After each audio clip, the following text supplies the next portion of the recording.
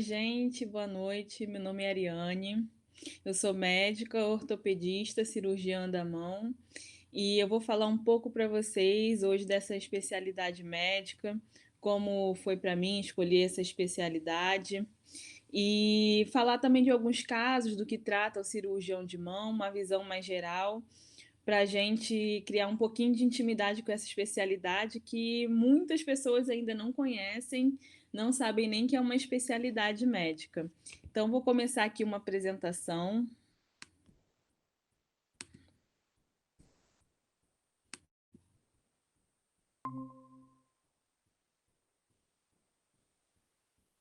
Tá apresentando, né, Enzo?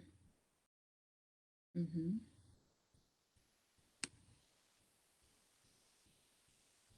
Vou colocar aqui no... Então, vamos começar falando então da minha formação. Eu sou médica formada na Unirio, me formei no ano de 2012. Fiz residência na UFRJ de ortopedia e traumatologia. Eu entrei na faculdade já querendo fazer essa área de trauma, não sabia muito bem o que era ortopedia, medicina esportiva, e acabei realmente fazendo residência em ortopedia. Depois, na ortopedia, eu comecei a me aproximar mais, né, de cada segmento da ortopedia. Então, a ortopedia tem várias subespecialidades e tem a especialidade da cirurgia da mão. Então, a cirurgia da mão começou a me atrair bastante, principalmente por conta das cirurgias mesmo, não só do tratamento ambulatorial, mas as cirurgias foram me conquistando. E eu fiz cirurgia da mão, passei para residência na UF no ano de 2015. Antes eu já era membro, né, da Sociedade Brasileira de Ortopedia e Traumatologia e também membro da Sociedade Brasileira de Cirurgia da Mão. Então, para se tornar membro, tanto da Sociedade Brasileira de Ortopedia, tanto da Sociedade Brasileira de Cirurgia da Mão, a gente faz uma prova que é bem difícil. Então, depois, continuando minha formação, que eu não parei, fiz mestrado na UFRJ mesmo. Inclusive, meu tema de mestrado é relacionado a um tema bem frequente de cirurgia da mão, que é o túnel cubital.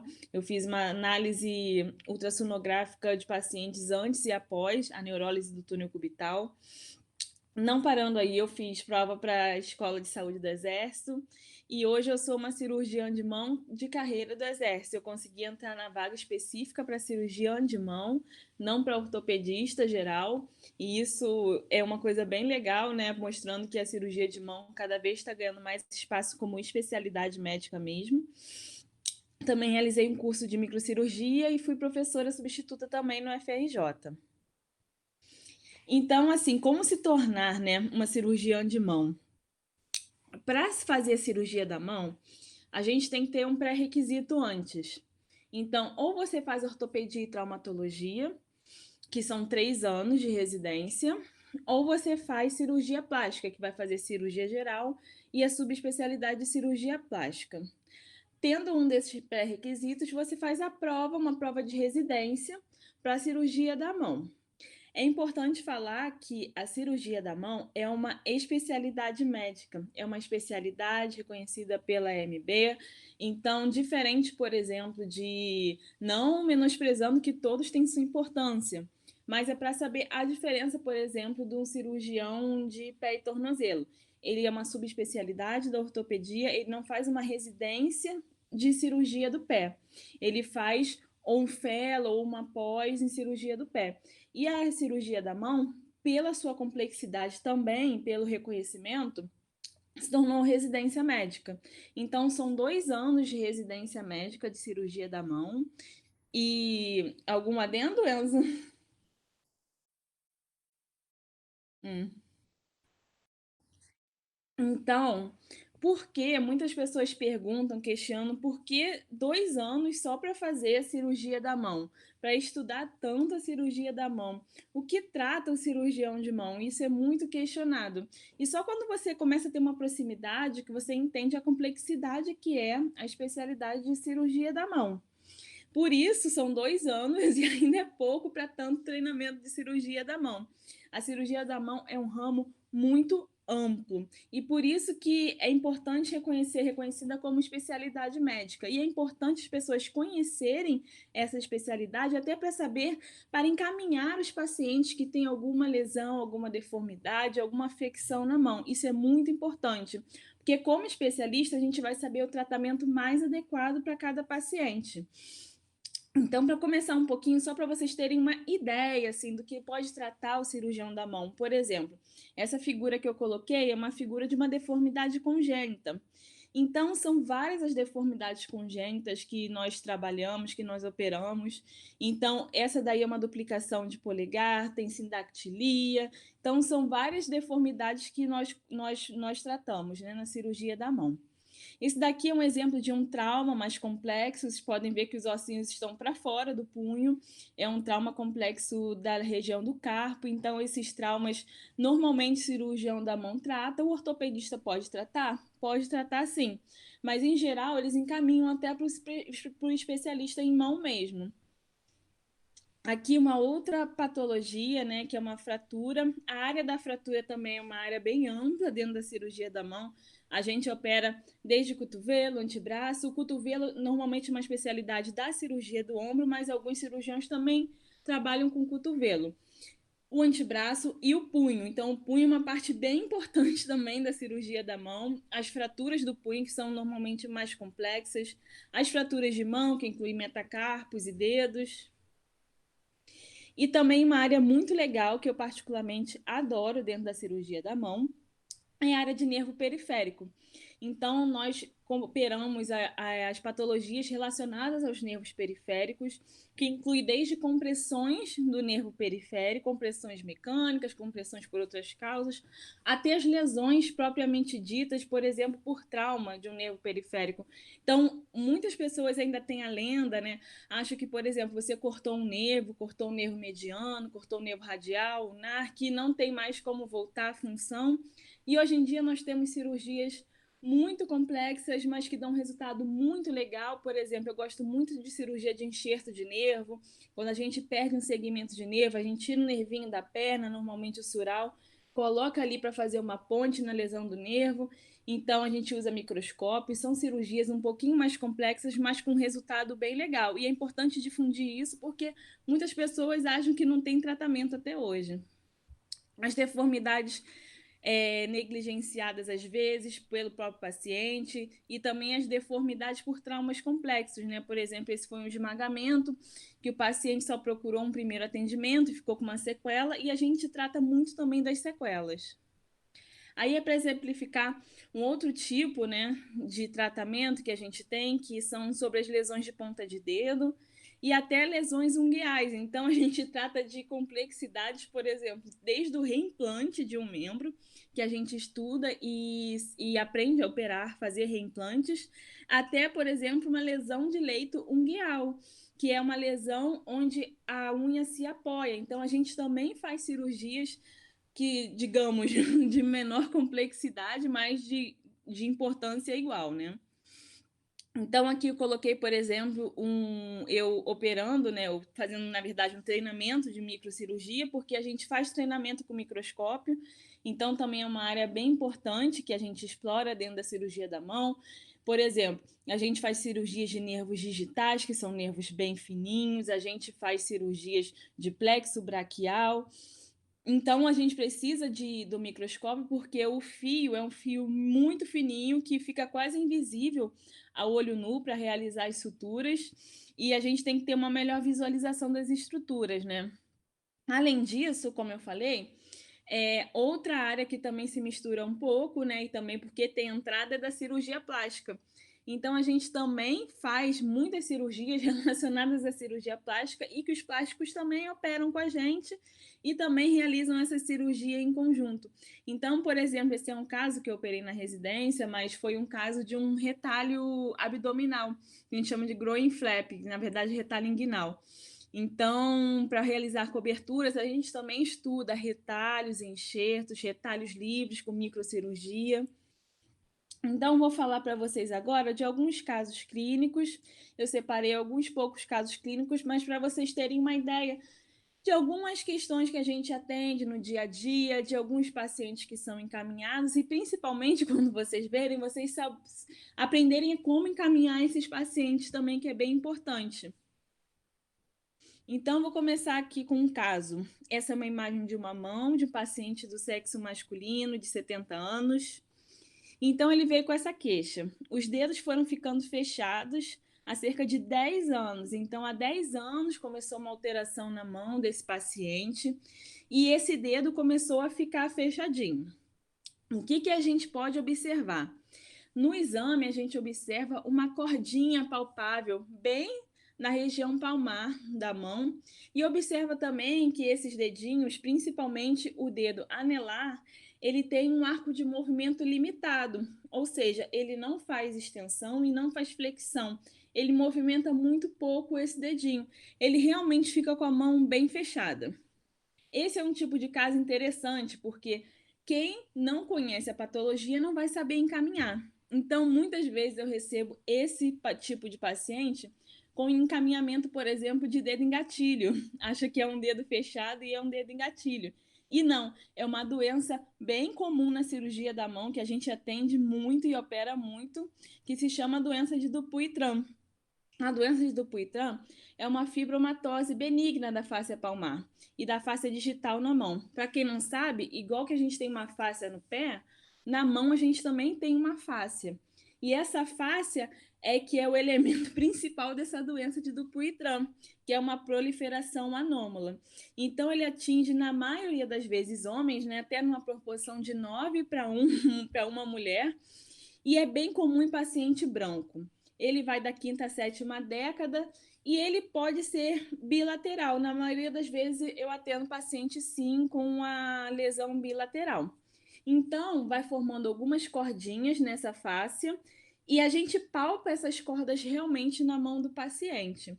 Na fase inicial, podem ser pequenos nódulos até que coçam e a fáscia vai contraindo, se proliferando e formam essas cordas. As pessoas confundem muito, acham que é o tendão, mas não tem nada a ver com o tendão. O tendão está embaixo dessa corda, o tendão não é atingido e a gente faz o diagnóstico clínico realmente. Algumas pessoas pedem exame, ficam na dúvida, mas é realmente uma patologia de diagnóstico clínico. Agora, uma coisa bem interessante, sempre que vocês verem um paciente com uma doença de Dupuytren, vocês têm que perguntar também se ele tem alguma deformidade no pé e no pênis, que são duas doenças também que atingem a fáscia do pé e do pênis e são uma contratura realmente. No pé é lederose e do pênis é peroni. Então, alguns pacientes, você tem, quando você questiona, eles realmente têm uma lesão até peniana e nem sabiam que existia isso, né? Eu me lembro muito bem de uma história minha no R1, que atendia um paciente com Dupuytren, estava começando a aprender o que era doença, então eu fui logo questionar o paciente, né? Ah, o senhor tem alguma alteração no pênis, no pé, mas não esperava que essa seria uma resposta positiva. E o paciente começou a chorar, falou que tinha se divorciado porque tinha realmente uma lesão no pênis, o pênis dele estava com uma contratura há muito tempo. Então, para ver a importância de saber as patologias, né, e investigando as doenças. Essa doença, mesmo em fase inicial, a gente até hoje não tem nenhum tratamento eficaz. O tratamento para essa doença é cirúrgico. Então, é uma doença bem interessante que os pacientes chegam no consultório e a gente tem que falar assim: olha, volta daqui a algum tempo, a gente vai acompanhando. E quando chegar um estágio, a gente vai realmente operar a sua mão. Tem algumas indicações de fasciectomia e fasciotomia. As indicações assim se misturam um pouquinho na literatura, a maioria é essa, que é um grau maior de 30 graus na metacarpo falângica e a interfalângica proximal, que é uma articulação muito importante com qualquer grau de acometimento, né? Em geral, a gente também pede para o paciente fazer um teste. A gente apoia a mão do paciente na mesa e ver se a mão dele consegue atingir a palma na mesa. E geralmente isso já é um critério cirúrgico mesmo. Então a gente faz um acesso nessa região, retira as cordas todas, e é importante falar que quando é uma corda digital, essa corda envolve o feixe neurovascular. abraça. E por isso a gente tem que operar ou de lupa ou de microscópio, porque a lesão, geralmente, se você fizer sem cuidado adequado, pode levar até a amputação do dedo desse paciente por uma lesão do feixe neurovascular. Então, esse é um caso meu que eu operei, e isso daí é a apresentação no pós-operatório de 1 semana, e depois a recuperação final do paciente. Mostrar quanto é importante a gente trabalhar nessa patologia. O caso 2 é simplesmente o carro-chefe da ortopedia, da cirurgia da mão. É o que a gente recebe mais no nosso dia a dia, no consultório, no ambulatório. Então, eu vou contar um pouco aqui para vocês dessa patologia. Dar um exemplo de uma paciente. Ela é uma paciente feminina de 55 anos e ela se queixa de dor e formigamento na mão esquerda há 6 meses, que piora muito de madrugada. Ela falou que fez fisioterapia, realizou imobilizações na mão e não teve nenhuma melhora. Então, a doença em questão, para quem já está curioso, é a síndrome do túnel do carpo. Por quê? É uma doença que aqueixa, principalmente, é uma dormência no período noturno, no período da madrugada, o paciente fica com uma dormência incapacitante muitas das vezes, um formigamento, uma dormência. Então, uma doença que gera uma disestesia, uma hiperestesia ou uma anestesia em algumas situações, que pega a região do território mediano. É a neuropatia compressiva mais comum.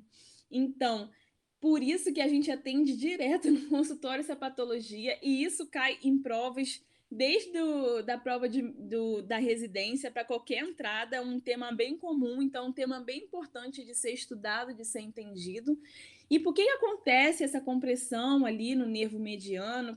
Por que essa doença é tão comum? É porque o nervo mediano, ele participa ali do retináculo flexor. E nessa região do retináculo flexor, a gente tem 9 estruturas, são 9 tendões que passam ali, e o nervo mediano. E o retináculo é uma faixa que cobre. Com um movimento tanto repetitivo ou com algumas doenças inflamatórias ou até distúrbios fisiológicos, por exemplo, paciente diabético, paciente em idade gestacional, aumenta o edema dentro desse compartimento. Então, aqui o nervo começa a haver uma compressão por essa faixinha aqui, que é o retináculo, pelo aumento de volume dentro do compartimento.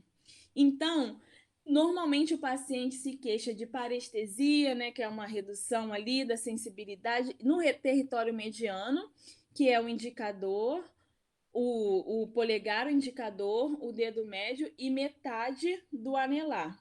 Metade do anelar para cá e o dedo mínimo já é a região inervada de sensibilidade do nervo ulnar. Então, a gente realiza alguns testes que são principais, uns testes provocativos, para ver se realmente é o túnel do carpo. Apesar de ter uma grande suspeição da história clínica, a gente tem que fazer uns testes para comprovar. Então, a gente realiza o tinel, que é a percussão, principalmente nessa região do retináculo, uma percussão leve que vai dar um choque na mão do paciente, vai dar um choque irradiando essa dor. O teste de Fallen, que está aqui na figura, que é bem conhecido, que é um teste que a gente faz a flexão, né, a dorsiflexão e uma pressão com a face dorsal da mão, porque isso aumenta a pressão dentro do túnel. Então, aumenta a sintomatologia, um teste que provoca sintoma, por isso chamado teste provocativo. E o Durkheim também, que é um teste muito sensível e específico, que é onde a gente pressiona bem na altura do túnel do carpo, e o paciente também vai reproduzir os sintomas. A gente pode pedir como complementação a eletroneuromiografia e a ecografia também, ou ultrassonografia. O que acontece muito é que os pacientes trazem uma eletroneuromiografia positiva e não tem sintomas, porque alguém pediu para fazer uma eletroneuromiografia. Então, é importante sempre a clínica do paciente. A gente tem que examinar o paciente. Normalmente, o paciente chega no meu ambulatório, no meu consultório, com uma bolsinha de exame e fala assim: doutor, eu tô com esses exames aqui, eu tô com túnel do carpo. Eu já falo: espera um pouquinho, vou te examinar e depois eu vejo seus exames. Isso é muito importante para a gente aprender. Então, o túnel do carpo, normalmente, a gente inicia um tratamento conservador, que é um tratamento com órteses, que a gente coloca uma imobilização no punho para o paciente, principalmente no período noturno. A gente pode usar anti-inflamatórios, corticoides, tudo isso para aliviar a dor do paciente e reduzir a inflamação local. Se o paciente não tiver uma melhora, e isso vai depender de quando o paciente procura o atendimento médico, principalmente, que às vezes o paciente já tem 1 ano de evolução, normalmente nesse paciente eu não vou esperar muito tempo para avaliar o tratamento conservador. Agora, um paciente que tem 1 mês, 2 de sintomas, eu sempre aguardo o tratamento conservador realmente.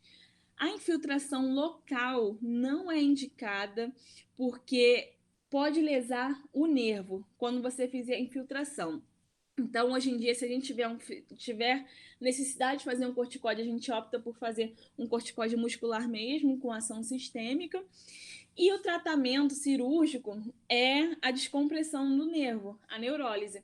A gente abre nessa região aqui da mão o retináculo flexor e assim o nervo fica livre.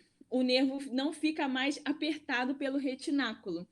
E aí leva um tempinho para a cicatrização, a gente pede o paciente não pegar peso, em torno de 2 meses, para retirar, para cicatrizar bem todo esse tecido ao redor.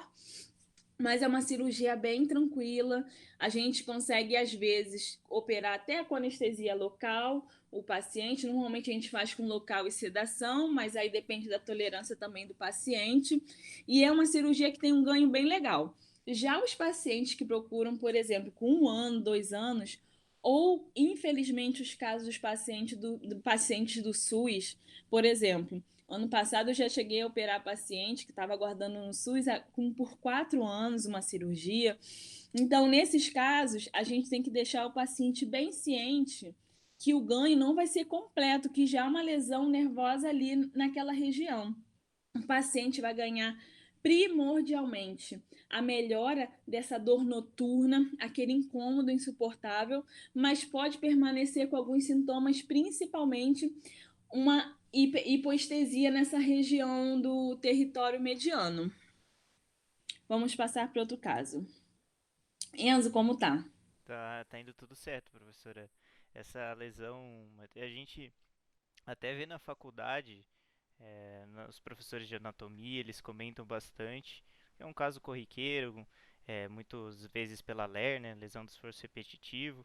Até Uhum, vi esses dias um ortopedista comentou que tem más prognósticos o uso do WhatsApp crônico que pode desenvolver é, uhum. quem trabalha muito em mídia digital, com computador. Então, eu acho que aborda muito bem, e é um caso realmente bem comum. Pode ir continuando, Pode ir né? continuando, fica bem tranquilo, à vontade.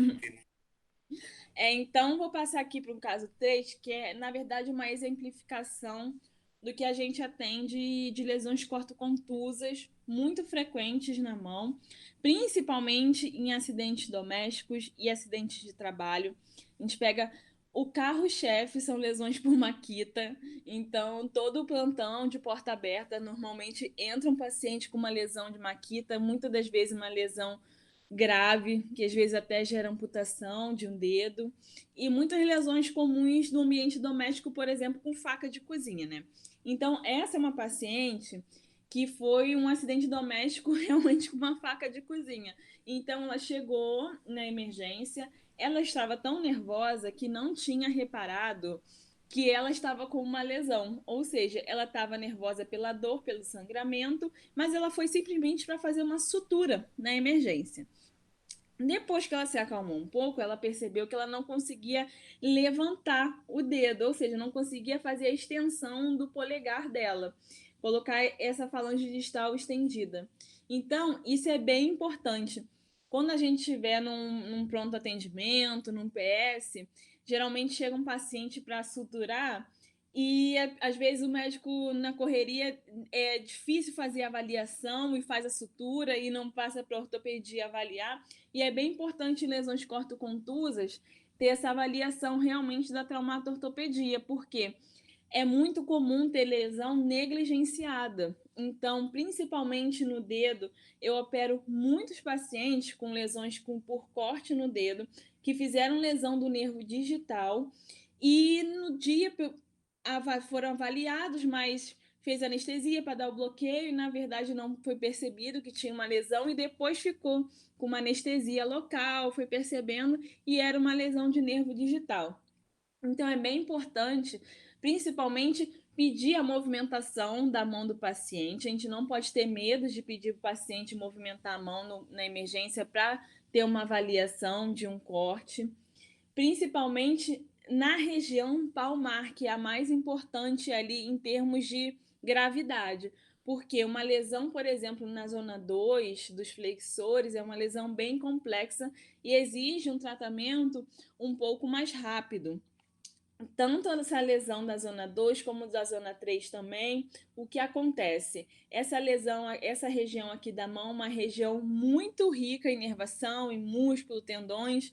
Então, uma lesão negligenciada pode não levar a um tratamento tão efetivo se tornar uma lesão crônica, por exemplo. Então, aqui, continuando esse caso, ela tinha essa dificuldade de fazer extensão ali do polegar, e na exploração, isso é interessante colocar. Muitas das vezes o tendão, pelo mecanismo de trauma, ele vai estar encurtado. Então, um corte pequenininho, às vezes o paciente fica assustado de ter uma incisão muito maior depois, mas é para exemplificar que principalmente nos tendões flexores, isso é bem comum de acontecer, o tendão encurtar e a gente tem que fazer uma incisão muito maior para conseguir buscar o tendão que ficou encurtado. Então, se você teve um trauma, por exemplo, com a mão fechada, segurando alguma coisa, é bem comum o tendão ter um encurtamento. Esse aí foi o extensor longo do polegar. A gente fez a sutura. Aqui tá os cabinhos aqui tá o cabinho, né? Os cotos que a gente chama do tendão extensor. E ali a tenorrafia, que foi feita depois, e aqui já fechado a paciente com o polegar estendido. Isso a gente já consegue ver na cirurgia. Se o paciente não tiver com uma anestesia mais profunda, a gente já pede para o paciente mexer na própria cirurgia mesmo. Então, fica assim um recado para a gente, quando tiver uma lesão cortocontusa, principalmente os acadêmicos, quando começarem a ir ao pronto-socorro, ter um cuidado maior para avaliar. O paciente vai sempre estar com medo, vai sempre estar com muita dor, vai sempre achar que não pode mexer o dedo, mas a gente tem que pedir. Uma dica bem legal, principalmente para a lesão dos tendões flexores, é ver se a mão do paciente está numa posição anatômica mesmo. Ou seja, a nossa posição normal de repouso é com a mão com os dedos fletidos, porque a força de tensão dos flexores é maior que a dos extensores, então a gente tem os dedinhos fletidos. Se um paciente tiver, por exemplo, com um dedo estendido, no meio em relação aos outros, é sinal que, por exemplo, tem uma lesão de tendão flexor. Então, isso é bem importante. Assim como um paciente que tem lesão de tendão extensor pode estar com o dedo caído. Pode parecer uma coisa que é tão sutil, tão pequena, mas isso pode fazer diferença bem grande na vida de um paciente. Aqui é um outro carro-chefe de síndrome compressiva que a gente atende bastante dentro da cirurgia da mão. Então, um paciente masculino de 40 anos, ele se queixa de dormência no dedo mindinho e fraqueza na mão. Esse dado aí, eu já tinha dado um spoiler lá com relação à sensibilidade, né, do nervo mediano e do nervo ulnar. Então, isso daqui é a síndrome do túnel cubital. Então, a síndrome do túnel cubital é uma compressão do nervo ulnar na altura do cotovelo. Então, tem também um retináculo ali na altura do cotovelo, que é o ligamento de Osborne, que a gente chama, que é o retináculo do túnel cubital, e também faz uma síndrome compressiva bem comum. A gente pode até ter assim uma comparação quando a gente fica com o cotovelo muito tempo apoiado, que a gente fica com dormência no dedo mínimo e metade do anelar, vocês podem perceber, a gente dá um choquinho também, é tudo relacionado ao nervo ulnar. E o que acontece? O nervo ulnar é um nervo muito importante na mão, porque ele faz a inervação da musculatura intrínseca, que são os musculozinhos bem pequenininhos que nós temos nas mãos, interósseos, que fazem o movimento mais delicado da mão. Então, uma lesão no nervo ulnar, seja por trauma, seja compressiva, ela vai lesar a mão num grau muito maior, por exemplo, que um nervo mediano. Um nervo mediano, por exemplo, num grau mais avançado, ele causa uma atrofia aqui ou uma hipotrofia da região tenar, uma dificuldade no polegar, mas não vai levar muita dificuldade mecânica. Agora, o nervo ulnar é principalmente uma lesão mecânica que vai dar na mão. E por isso é bem importante. Vocês já devem ter até visto em alguma situação um paciente com aquela chamada garra ulnar, né? Faz uma garra justamente pela disfunção da musculatura associada à lesão do nervo ulnar. Então, assim, é bem importante no exame físico a gente reparar tanto a garra ulnar, que já são casos mais avançados. Agora, esse paciente, por exemplo, ele não tinha um quadro avançado, então a gente também tem que reparar as sutilezas dependendo do grau de comprometimento. A atrofia dos interósseos dorsais é um sinal bem importante. A mão do paciente vai estar mais magrinha e o osso vai estar aparecendo mais. E o sinal de Wattenberg é esse sinal aqui. O dedinho mínimo vai estar separado por também um desbalanço dessa musculatura. A gente sempre tem que observar as causas. Isso é bem importante da síndrome do túnel cubital. Por quê? Diferente da lesão de compressão do nervo mediano, que é mais usual, a do nervo ulnar, a gente tem que sempre acender uma hipótese de hanseníase associada, que é muito frequente alteração do nervo ulnar por compressão, por lesão mesmo de inflamatória, agressão do nervo em pacientes com hanseníase. Então, sempre tem que aventar essa hipótese. A gente realiza alguns testes, o Froman é esse que eu coloquei aqui, que a gente pede para o paciente segurar a folhinha e puxa, e o paciente pode ver aqui de um lado, que é o lado acometido, ele não consegue fazer a adução do dedo, porque o adutor é inervado pelo nervo ulnar. Então, ele não consegue fechar o papel nesse sentido e ele faz essa flexão do polegar dele. Outro sinal que a gente pede fazer, que é bem interessante, bem fácil, é o de Egawa, que a gente pede para o paciente com o dedo médio ficar desviando de um lado para o outro, que também é tudo da musculatura intrínseca, e o cruzamento dos dedos também, que é bem fácil. O tratamento conservador é instaurado nos pacientes que, por exemplo, são por compressões mecânicas. Como eu falei, pacientes que ficam com o cotovelo apoiado muito tempo, muitas horas por dia. Normalmente a gente utiliza fisioterapia e órteses, principalmente de extensão, para o paciente. Por quê? O nosso cotovelo, quando a gente realiza a flexão, aumenta a pressão dentro do túnel. Então, por isso que a gente realiza uma órtese para deixar o cotovelo mais estendido durante o dia. Em alguns casos, que são patologias mais intrínsecas, por exemplo, a hanseníase, a gente opta pelo tratamento cirúrgico ou também na falha do tratamento conservador com o paciente. Aqui é um exemplo de cirurgia que a gente faz, que é um tipo de neurólise também. É uma neurólise do túnel cubital, a gente abre e também abre o nervinho aqui. Nesse caso, um tipo de cirurgia que eu utilizo bastante, eu não só tiro o nervinho aqui desse leito do túnel cubital, como eu faço a transposição anterior. Eu passo esse nervinho para frente, por quê? Justamente para ele não continuar sofrendo com essa compressão da flexão do cotovelo. Então, o nervo fica mais livre naquela região, a gente coloca ele bem acamadinho e já é tratado cirurgicamente o paciente. Continuando, Enzo? Então, esse daqui é um outro tipo de lesão bem frequente que a gente pega, que a gente atende na cirurgia da mão, que está dentro das deformidades congênitas. Então, uma lesão chamada sindactilia. Esse daqui é um paciente feminino de 2 anos que a mãe veio com essa queixa, né? Os dedos da minha neném nasceram coladinhos, então eles continuam coladinhos. É interessante perceber que aqui é uma falha na formação, na retração da comissura do dedo. Comissura é justamente essa voltinha aqui que a gente tem embaixo da mão, né? Então, nossas comissuras são bem importantes na nossa função, na nossa biomecânica. Não ter essa comissura bem formada vai atrapalhar muito o desenvolvimento e muitas vezes até o crescimento ósseo da mão da criança. Então, você pensa se tem uma sindactilia entre o dedo mínimo e o anelar. Se o dedo fica grudado, um dedo vai começar a puxar o crescimento para o lado do outro. Então, pode dar até uma falha óssea se demorar muito tempo para operar. Então, essa é uma anomalia congênita bem comum, né? Isolada é uma bem comum, com incidência de 1 para 2.000. Ela é bilateral em até 50% dos casos e pode ter uma história familiar positiva.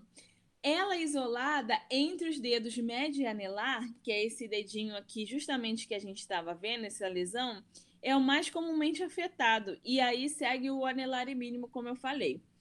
Essa cirurgia que a gente faz, a gente espera um pouquinho, o paciente crescer um pouquinho mais, então a gente espera tanto o pulmão estar mais maturado para aguentar uma anestesia, porque é uma cirurgia um pouquinho mais complexa, demora um pouquinho, é mais delicada, e também a gente espera ter uma maturidade também maior do feixe neurovascular. Se ele for muito pequenininho, corre até um pouco o risco de ter uma lesão. Então, em torno de 2 anos, é importante essa cirurgia, que a criança também começa a ter uma idade já daqui a pouco de entrar na escola, de ter convivência com os amiguinhos. Então, é bem importante realizar a cirurgia nessa idade. Além da técnica que a gente utiliza, né, de flat, que a gente faz um retalho aqui retangular da comissura, realiza a separação dos dedinhos, a gente também usa enxerto também, porque quando a gente separa os dedinhos, sempre falta pele para cobrir. Então a gente pega um enxertinho de pele, pode pegar da mãozinha da criança mesmo, ou então da região inguinal, e cobre. E o paciente, depois de um tempo, tem poucas cicatrizes, mas segue a vida super bem quando bem operado, né? Lógico. Esse daqui, um caso que eu queria mostrar justamente com relação à biomecânica da mão, da nossa mão, e como que o cirurgião de mão atua também, né, nesse sentido. Então, essa é uma paciente que teve uma amputação traumática do dedo médio.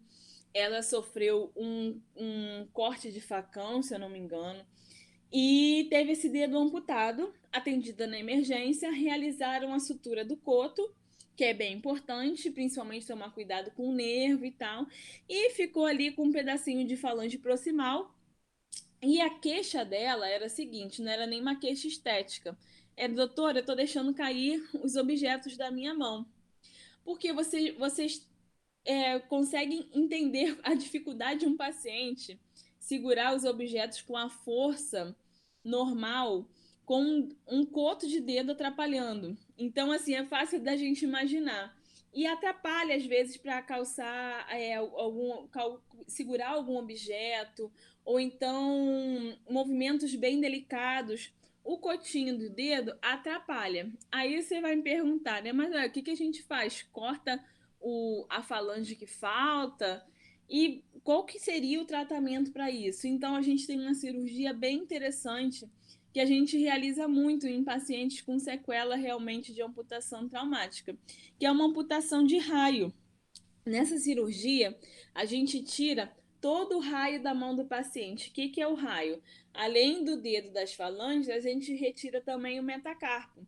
Com todo cuidado, com todas as estruturas direitinho, a gente faz a secção dos tendões, a gente faz a gente corta o nervo e coloca num lugar bem escondidinho para não dar a chance de criar um neuroma. E aí a mão fica com esse aspecto. Aí você fala assim, nossa, mas a mão fica com um aspecto estranho e tal. E isso é porque eu estou falando para vocês da cirurgia, vocês estão vendo a cirurgia. Então, mas o paciente, em geral, principalmente quando é amputação de raio de dedo médio, eles vivem uma vida muito comum e muitas pessoas nem percebem. Então, além de ter um benefício mecânico para o paciente, tem um benefício estético também. Eu tenho até uma paciente que eu fiz uma amputação de raio dela, muito interessante, porque ela é técnica em patologia Então, ela faz coleta de sangue, né, todo dia, e os pacientes muitas vezes nem percebem, ela cola o dedinho da luva para baixo e vida que segue, tá ali no trabalho diário. Então, realmente, assim, é para ver como que a gente ganha nesse tipo de cirurgia também, né? E aqui eu coloquei esse caso para gente, para eu exemplificar, além de falar um pouquinho de fratura, é para exemplificar um caso que é muito negligenciado, principalmente no atendimento geral, no pronto-socorro. Então, eu achei importante falar desse caso. Esse caso foi de um paciente masculino, 35 anos. Ele caiu com a mão apoiada e ficou com dor. Isso já tinha 5 meses quando eu atendi esse paciente. O paciente, nessa época que ele caiu, ele foi no pronto-socorro, fizeram um raio-x do punho dele, não viram nada, deram um remedinho para ir para casa e falaram para aguardar melhorar a dor. A fratura aqui que vocês podem ver é num ossinho chamado escafoide. Essa fratura é bem importante por dois motivos. Um, como eu falei, é negligenciada e ela, no primeiro raio-x, pode não aparecer realmente. É uma fratura que a gente tem que pedir para o paciente retornar depois de aproximadamente 10 dias para fazer outro raio-x e ver se teve ver se aparece no raio-x realmente a fratura. Toda suspeita de fratura de escafoide a gente trata como se fratura fosse. Então, a gente faz a imobilização do paciente como se tivesse fraturado. A fratura de escafoide, ela vai dar uma dor bem na região do escafoide, aqui na região palmar, e na região da tabaqueira anatômica. Então, a gente palpa a tabaqueira anatômica do paciente, ele vai sentir muita dor naquela região. Quando a gente faz isso e o paciente tem uma história de queda com o punho estendido, a gente já tem que fazer a imobilização mesmo raio-x estando normal. Então a gente faz uma imobilização, normalmente é com gesso, uma tala gessada. A gente imobiliza incluindo o polegar, porque se tiver uma fratura, o polegar movimentando vai dar um desvio da fratura.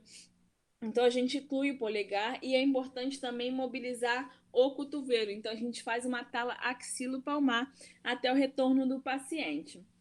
Outro exame que é bem legal fazer, se o paciente tiver condições ou se for num lugar que tem acesso, é a ressonância magnética. A ressonância é um exame bem sensível para esse tipo de lesão. Então, dentro de alguns dias, seria importante o paciente também fazer. Nesse caso, viu um raio-x, não achou nada, e aí, vida que segue. Outro detalhe da fratura de escafoide é que é uma fratura em que o osso ele tem uma vascularização muito ruim, que é uma vascularização retrógrada. Então, por exemplo, o polo proximal, que é essa região aqui do ossinho, ele pode ter uma necrose muito rápido, porque pode não estar chegando sangue nessa região. Então, aqui, para exemplificar para vocês, esse paciente já chegou nesse estágio já com uma pseudoartrose de escafoide, ou seja, o osso não colou. E aí, nesses casos de pseudoartrose de escafoide, a gente faz uma cirurgia que é com um parafuso de Ebert, que é um parafuso canulado.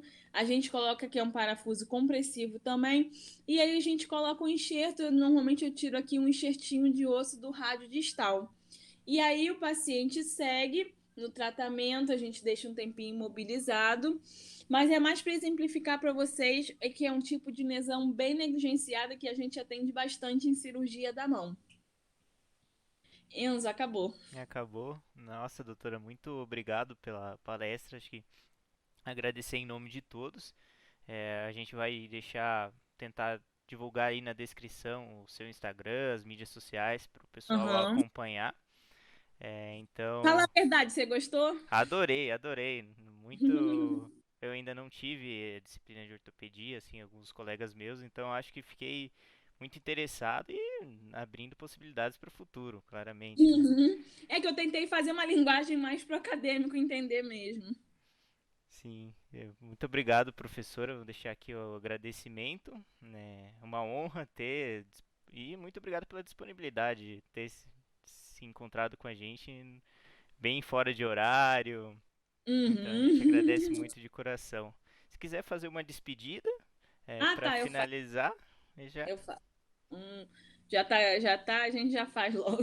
Uhum, Então, esses casos assim que eu apresentei, é claro que são, como eu falei, a complexidade é muito grande, tem muitos outros tipos de lesões, mas é só para exemplificar um pouquinho do que a gente atende no nosso dia a dia, do que é importante assim o acadêmico estar atento para quando ele se formar e for, por exemplo, para um plantão de PS, de emergência, ele também tem que estar atento para saber triar o paciente, que é mais importante. O que eu sempre falo, você que não é especialista, subespecialista, você não tem que saber tratar, mas você tem que acender uma luzinha de uma suspeição daquela patologia para saber pelo menos encaminhar para o paciente ser avaliado pelo especialista, né?